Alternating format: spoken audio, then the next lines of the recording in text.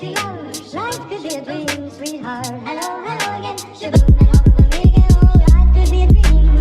If I could take you up in paradise of yours. If you will tell me I'm the only one that you yours. Life could be a dream, sweetheart. Hello, hello again. Shaboom, and hope we'll meet again. Oh, shaboom, shaboom, shaboom, shaboom, shaboom. Good afternoon, team enthusiasts. What is going on, guys? Thank you again for tuning back in with me today for another video out on the Dirty Max Jack YouTube channel. Actually, call it Corvette Jack YouTube channel today if you want, because we have now the C606 on the channel in conjunction with the 2015 LML Duramax. So for any of you guys that don't know, my name is Jack.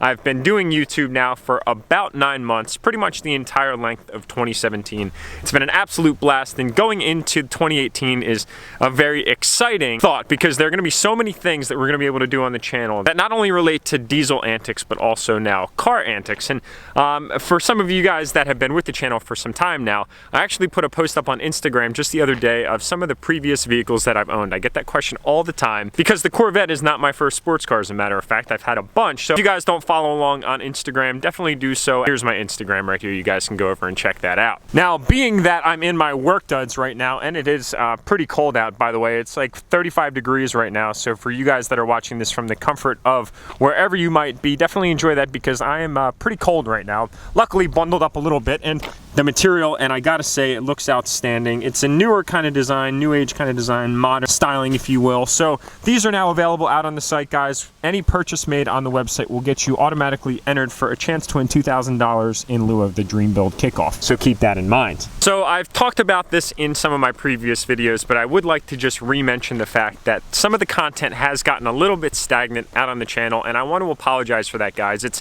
something that I'm personally not okay with, but I'm trying my absolute best to do. It's very difficult to vlog in the wintertime. Now, this is my first winter out vlogging, and I gotta say right now, my hands are like freezing.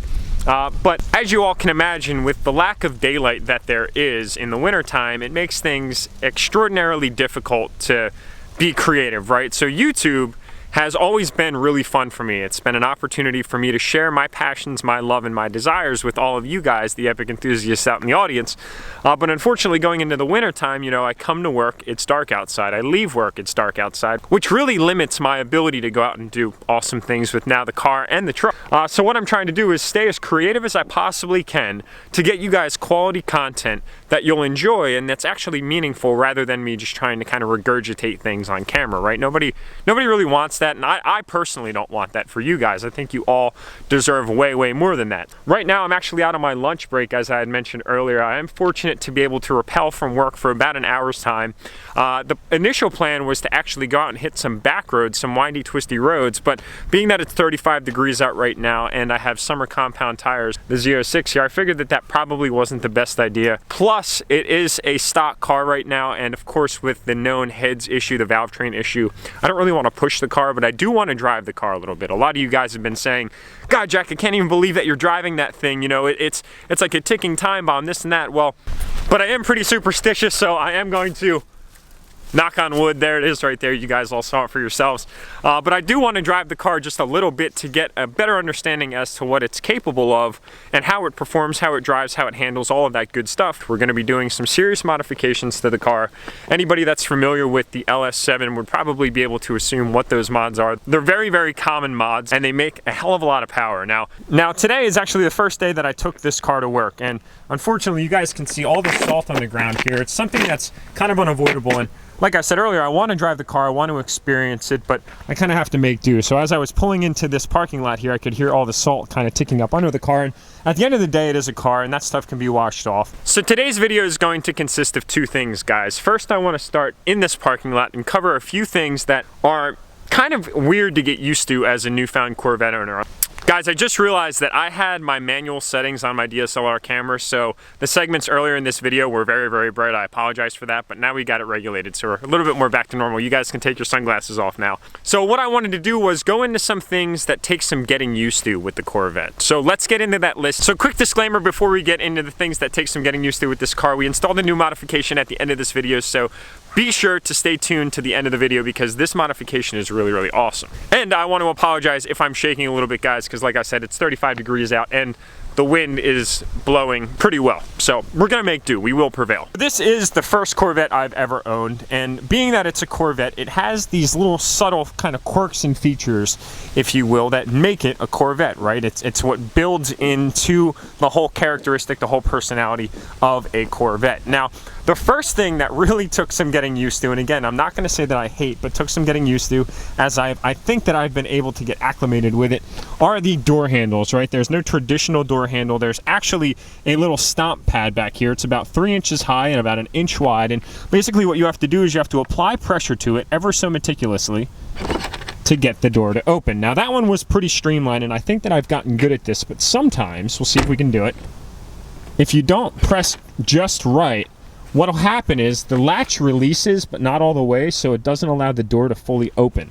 Now, right when I got the car, I could not figure this out for the life of me, but of course, as we're filming, trying to illustrate, I'm like a champion doing it, which is a good sign. Now, the second thing related to the door is the fact that they swing out so unbelievably wide. The wingspan on this door is outrageous. Now, something that's so traditional for any General Motors vehicle, if we just go back to some of the, I don't want to say legacy, but some of the earlier 2000 GM vehicles, all of their doors open so ridiculously wide. So when I'm in my garage, I can only really open it to the first bump stop on the door, so I have to kind of slide in or slither on into the car, which is something that, again, takes a little bit of getting used to, especially because you're so low to the ground in this car that getting out can be a little bit of a climbing effort. Now, the next thing on the Corvette is the fact that it's such a light trunk assembly that you don't just drop it down. If you just drop it down, it never really tends to latch. What you have to do is drop it from where I just did and almost apply pressure right over the latch to get it to lock down. Now,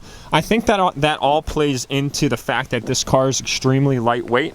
The curb weight of the car, I'd say, let's just assume with a full tank of gas, and I don't know that for sure, it could be half tank, whatever the case is, and without a driver is like 3,100 pounds, which is what makes this car so unbelievably awesome. And what plays into the lightweight attributes is the fact that the roof is magnesium, the hood is magnesium, and the fenders are carbon fiber, and the whole frame is aluminum. And that's what makes the C6 Z06 so unbelievably special. And really, you can't find anything to that spec other than in supercars in today's day and age. And mind you, that these cars go from around $30,000 to $40,000, depending on, of course, the mileage and the year and the trim and all of that good stuff. But talk about a great bang for your buck, and that's really why I decided to go out and get the Z06. And lastly, guys, the one thing, and probably the biggest thing that took some getting used to, and is still taking some getting used to, is the pure power of this car. It makes, let's just say, 450 wheel horsepower. I'd say right around maybe 400 foot-pounds of torque. And in today's day and age, in conversation, you hear 800-900 horsepower referenced all the time. And to say, oh, well, 450 horsepower, Jack, that's really not that much. But again, guys, you need to compare power to weight ratio. And getting accustomed to the raw, naturally aspirated power associated with this car is something that I'm still slowly yearning into, right? It's not something that I want to jump into by any means. And again, on top of the fact that the power is there and it does take some warming up to, again, the motor is all stock, so I'm not trying to really beat on it, if you will. I want to take it easy on the car. I don't want to suscept it to anything else other than normal driving conditions right now for obvious reasons. And I do want to thank all the people that have dropped comments below on my videos stating that there is a known apparent issue, guys. Trust me, I'm well aware. But that also brings us to the fact that we were just a few weeks away of getting those modifications done, and I gotta tell you guys, this thing is gonna sound so unbelievably insane. So unbelievably insane. Now, a lot of you have also been referencing the fact that Corsa makes a very nice exhaust for this car, and I'm well aware of that. But what I'm going to end up doing is actually keeping the stock axle back on the car.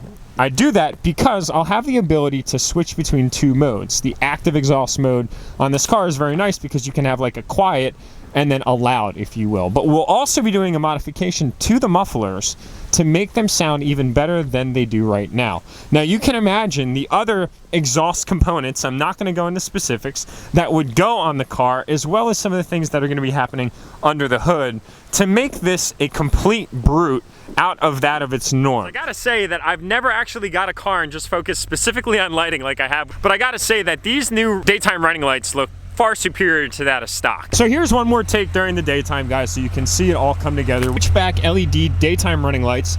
We have the color matched side markers, amber up front and red in the rear. And then of course we have the signature vet lights. They are the eagle eyes on the backside, which, God, they look so freaking good. I can't get over it. I can't wait to see it from a third person perspective when the car is actually driving. Now, the only performance mod that I've done to the car so far is I pulled the exhaust fuse. This car has, again, the active exhaust as I mentioned earlier, so the baffle is now open. Traditionally, it is just these two exterior pipes that are allowing the car to exhaust, but now I have the internal ones open as well. These are more or less straight through the muffler, and these are perforated piping, so they sound way quieter. Also a reason why these have the carbon buildup around them. And then again, to demonstrate the turn signal, it then switches to an amber style turn signal while the other remains white. So really, really nice. I want to thank Dalton again for sending me those. He sent them to me as a birthday gift, and you know, that is really, really cool that he had the willingness to do that. And by no means did I ask him to do that. And we actually might be taking a trip down to Florida to visit Dalton sometime in the spring or summer to potentially pick something up for this car behind me. But I'm not going to reveal that right now because that would take all the fun out of things, right guys? The suspense is what makes things exciting in life, the unknowns. So with that said, guys, thank you so much for tuning into this video. Can't wait to warm my hands up. I'm glad that you guys all stayed warm throughout this video. Happy holidays, guys. If I don't get an upload up before or after Christmas, I just want to say Merry Christmas to every single one of you guys. Take time to truly embrace the time off. For anybody that's not working, our first responders that will be working, guys, thank you so much for being willing to sacrifice the time that most people take with their family to go out and serve the greater good of the public. Police officers, firefighters, EMTs, all those guys, thank you so, so much. So with that said, guys, if you wouldn't mind, please hit that thumbs up button. If you haven't already, please subscribe, and I'll make sure that I see you guys in the next upload.